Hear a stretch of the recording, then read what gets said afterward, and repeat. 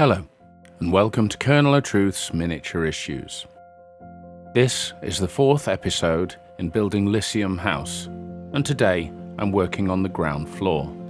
I'll be cladding the walls with sandpaper as before, into which I'm going to cut some decorative windows, and I'll be adding more stylized buttresses, some little statues, and some other bits and pieces. Lyccium House started as a rough sketch, and then took its shape from a trifle dish and a spray bottle. I started at the top, working down.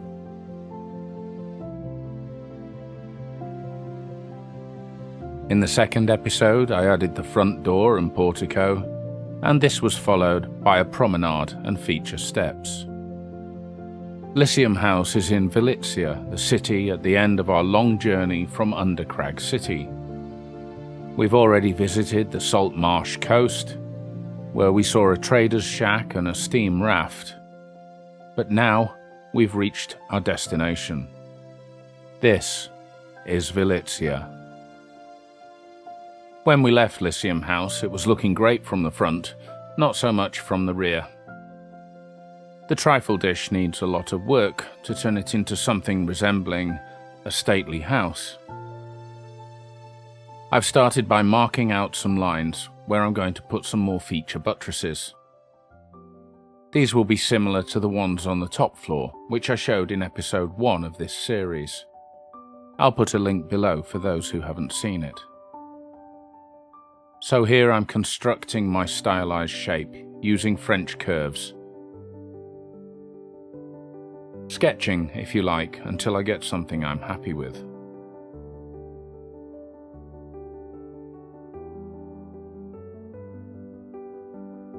When my first one is done, I'm using it as a template for the others.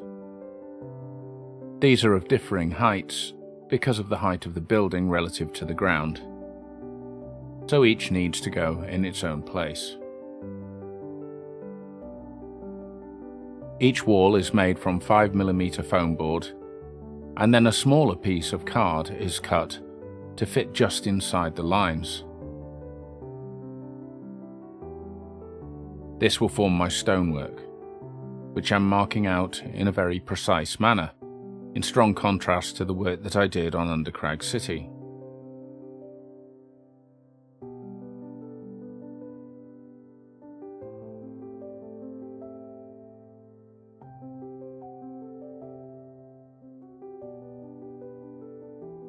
I'll cut each piece out carefully.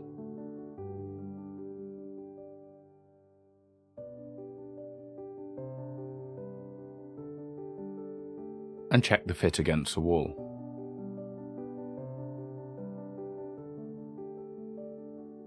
And here are the rest. Once again, I'm drawing inside the lines of each piece to give me my smaller, detailed plate.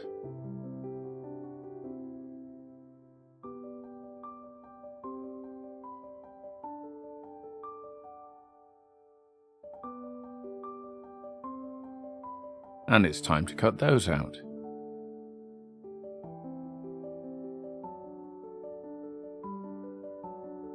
There, I've got my 4 sets. I'm carving off the sharp edges of the card.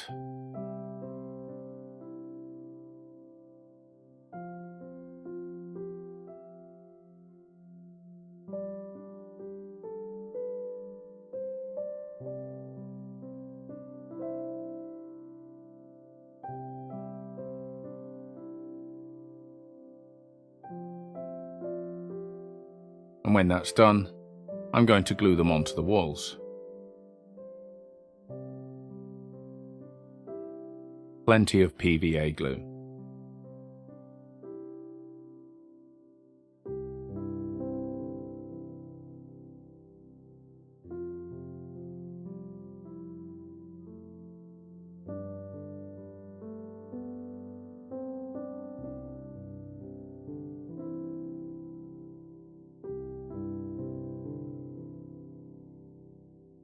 When I've got my 4 walls all glued together, it's time to carve out the stones.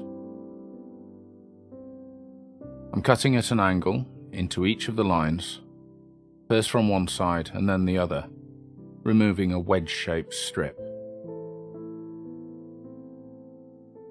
This is much more precise than drawing with a pencil into foam, and it's going to give the clean, sharp lines that I want for the architecture of the Lycia.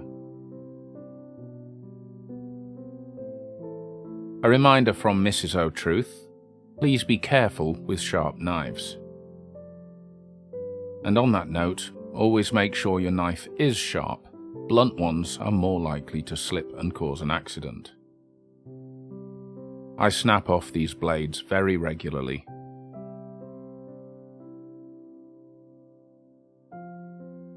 That took a while, but my 4 walls are now carved. I'm going to add some detailing to the cut edges.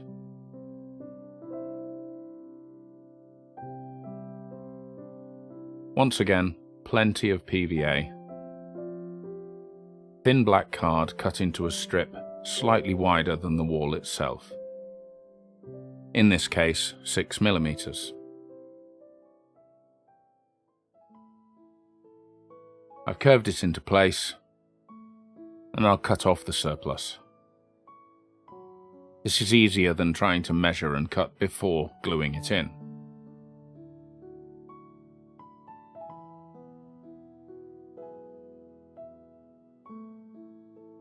Now for the next bit.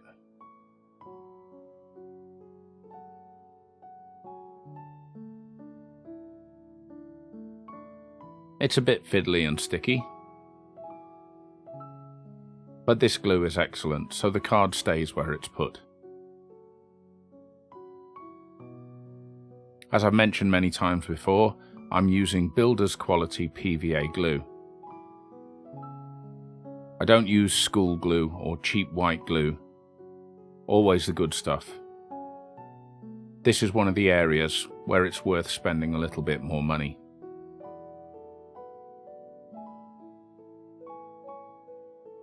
I'm laying thinner strips of card on top of the wide strips of card, and capping the whole thing with a thicker piece.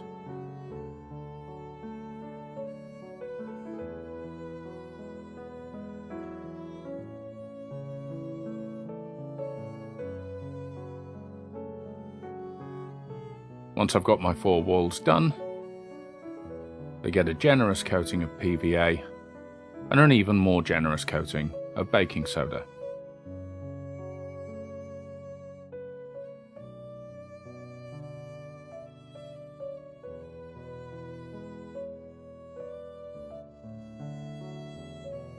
I immediately brush off the surplus with a soft dry brush.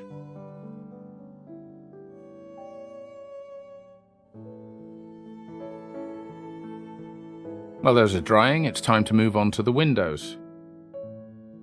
I've done a precisely measured drawing of the window and how it's going to be, which is unusual for me. But I want this building to look very well crafted, so precision is important. I'm drawing on the back of my piece of sandpaper and cutting out the shape of the window, which is very easily done.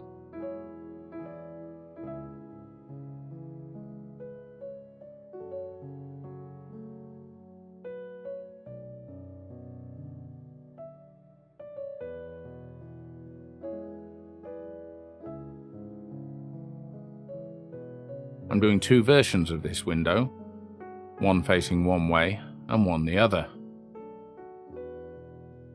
and an elliptical window with a similar design. These windows bear the emblem of House Lyccium, and they match the ones on the door. The windows with the circle pointing to the left look to the past and reference the house's long history. Those with the circle pointing to the right look to the future and the inevitable success that House Lyccium will continue to enjoy for many years to come. Like most noble houses, subtlety is not their strong suit.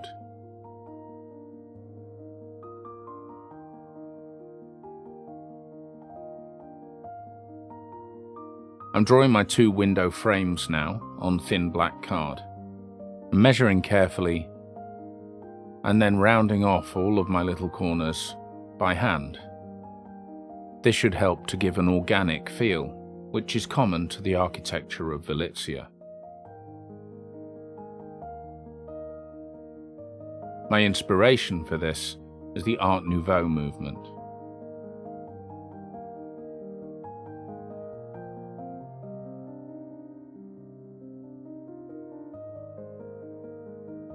So it's a combination of measuring and sketching, and it gradually takes shape.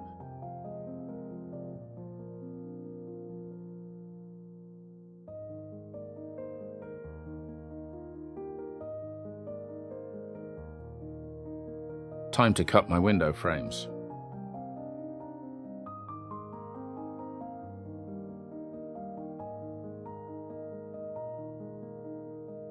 I'm cutting my curves by hand, but my lines with a straight edge.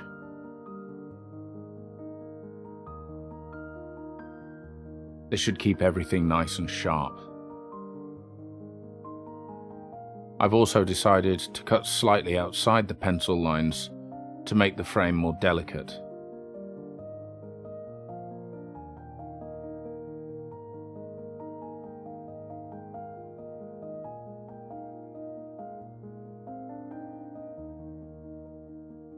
I think that's looking rather good. And here's the elliptical window for the back of the building.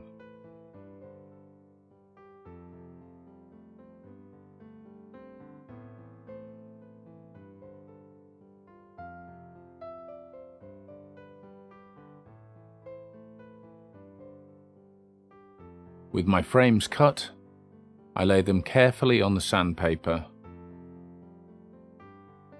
and apply blobs of superglue all the way around until they're fixed.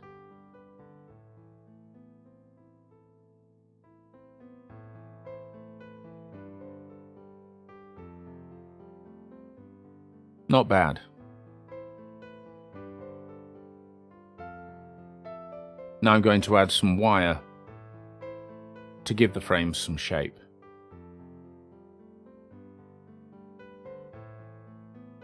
This is very thin, soft wire that I can bend easily and cut with a knife.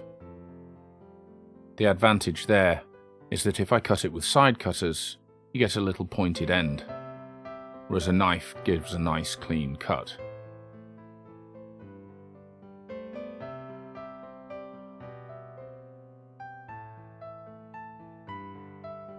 Just carefully bending it into shape and adding glue to hold it. I used this technique on the windows on the upper floors.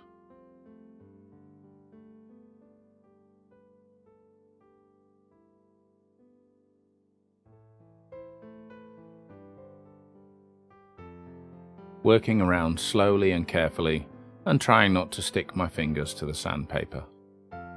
You may also notice that this is very cheap superglue, the kind that's available in packets of about 12 tubes at a time. It does the job perfectly well, and I save the expensive stuff for when it's needed. First window done.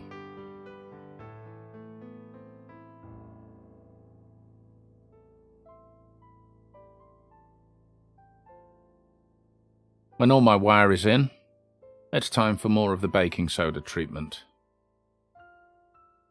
I paint the frames liberally with PVA, and I don't mind getting it around the edges into the sandpaper. In fact, it helps to blend everything together. Heap the stuff on, tap it off, brush it off, and hey presto. How easy was that? While it's true that this work requires attention to detail, I think you can see it's not particularly complicated. So I hope these techniques are helpful to those of you who are working on your own projects. I do like hearing from you all. Back to my walls and my sandstone coloured paint. I've shown this process a few times recently, so I won't go into too much detail here. But it's largely a matter of one colour dry brushed over another, building it up until I get the desired effect. I came up with this colour scheme by looking at an actual piece of sandstone and trying to identify all of the different colours I could see in there.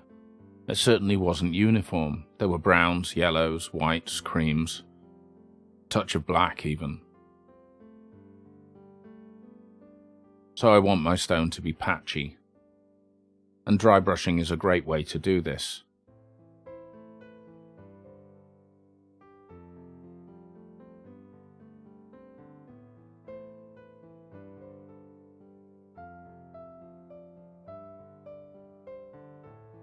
I'm not even really waiting for each layer to dry properly until I add the next. A little bit of blending is a good thing.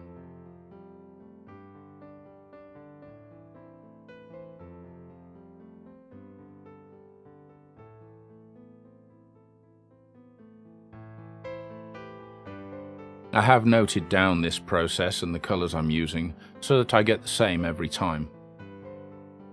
But strictly speaking, it's not particularly important.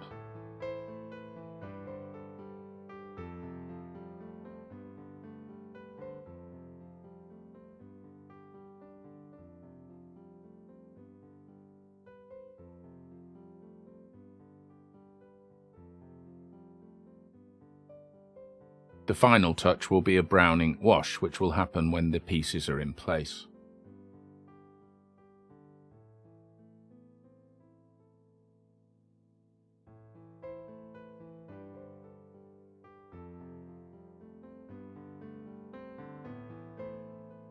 And then the window frames, in the same green tones as the ones on the upper floors. The pink, green and cream livery of House Lyccium is respected and feared throughout the city. The ladies Harrieth and Lucia, the older sisters of Teneth, enjoy nothing more than promenading around the city, with armed guards in tow, all decked out in their finery. But it would be foolish to take their flamboyance as a sign of weakness or frivolity. They are deadly politicians, strategists, and some say assassins. Few who have argued with House Lyccium over the centuries have done very well out of the deal. It is hardly surprising that the caring and gentle Teneth chose to make a new life far away in Undercrag City. With my windows painted and dry brushed, I'm touching up the edges with paint that nicely matches the sandpaper. It's a simple matter now to add my pink dry brushing onto the walls.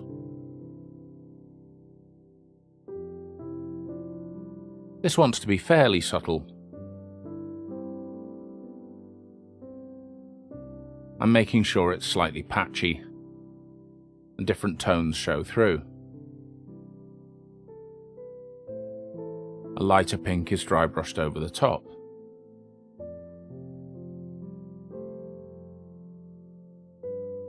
Much of this will be worked over again later when I add these into the building and add the buttresses.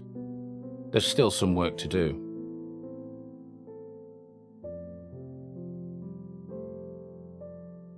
Here's my acetate glass. This is clear sheet that I've sanded on one side to make it frosted and then painted with green ink. I'm applying it using PVA glue, and the shiny side is facing out of the building.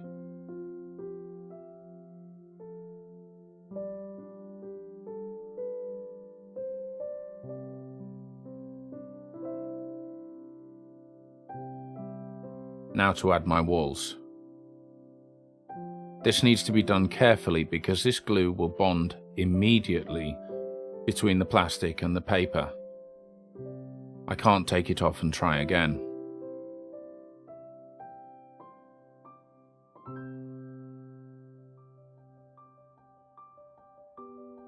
A bit of extra glue down that edge.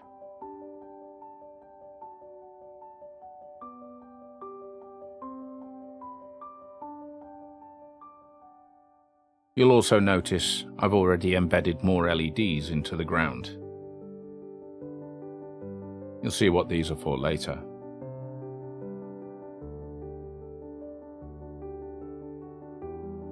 With my walls on, in go my buttresses. Each in its own allotted place. And now more stonework.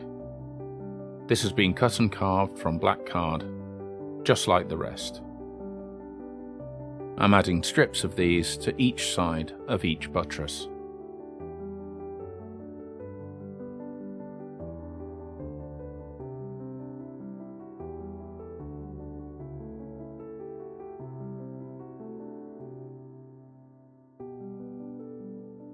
Topping off the wall with more of my blue leather cord.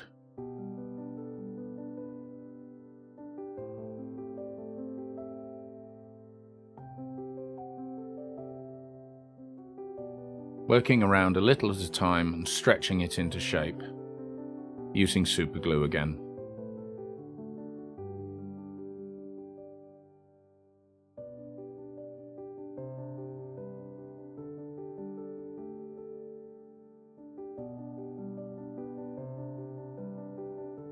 Now I'm filling some gaps with Das clay smoothed out with PVA glue. This is a quick and easy solution to some of the fiddlier areas.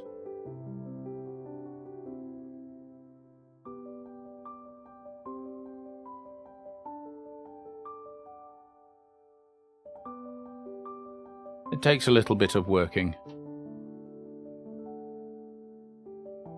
but it gives a reasonable result in the end.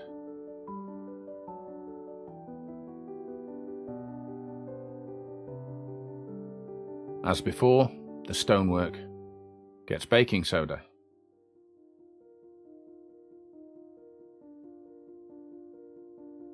I'm working over a sheet of paper so I can keep this. And there's a vacuum cleaner close at hand for later on.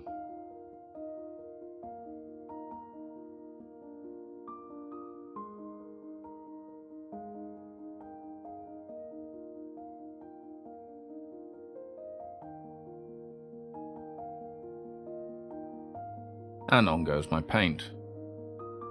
I'm paying more attention to getting rid of all of the black here and not worrying too much about the pink. That can be sorted out. And indeed there it is. Now to drop the light covers into place over my LEDs. These are washers, painted copper, with a little fake pearl on top, just like the others at the front of the building.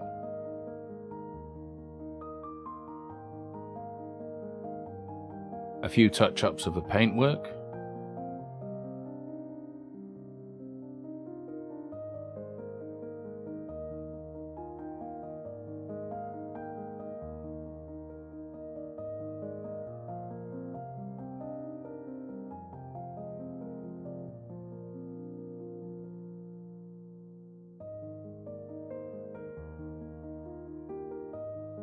And this is starting to look quite sharp.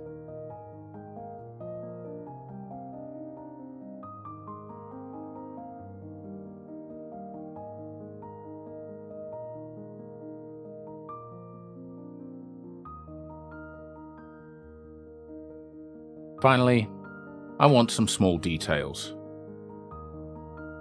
Everything looks better with pointy bits.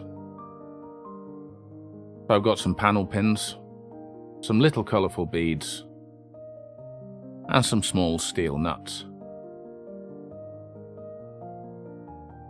bonding everything together with super glue.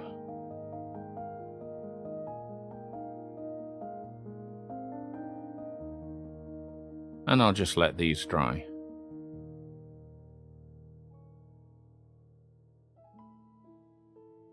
Now for that brown ink wash I mentioned. I'm applying a very thin wash here, very liberally, and immediately dabbing it off with tissue paper.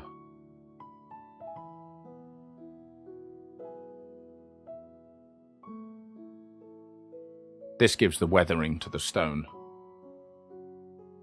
and blends everything together.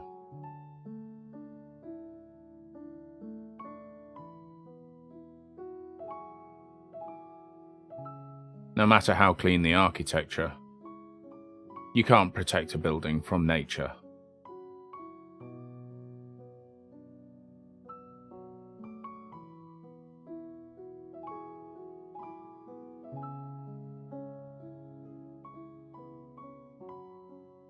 My pointy bits have been undercoated black, and I'm painting them copper. You can also see I've got some little hoplite arches that have also been undercoated black. These will be added to the building in recognition of the ancient heroes of Velitzia and the founding of House Lyccium. The arches were designed by Clinch Art at my mini factory, and I rather like them. With the copper stained and worn, my little points go onto each of the upper buttresses, and my arches painted as stone with gold bows and arrows to match the statue of Enedria at the top of the building are added to all of the other buttresses and either side of the front door.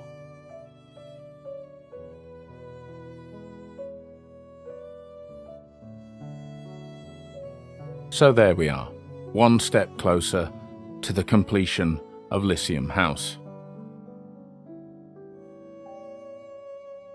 We have our symbolic windows, our historic arches, our stylized buttresses, and topping it all, the statue of Enedria. If you've enjoyed this episode, please remember to like and subscribe, and please leave comments and questions for me, as I do really love hearing from you all. I try to answer every single one. There's plenty more to come on House Lyccium, and later on the rest of Velitzia. But that's it for this episode. I hope you've enjoyed it. I hope to see you next time. Bye for now.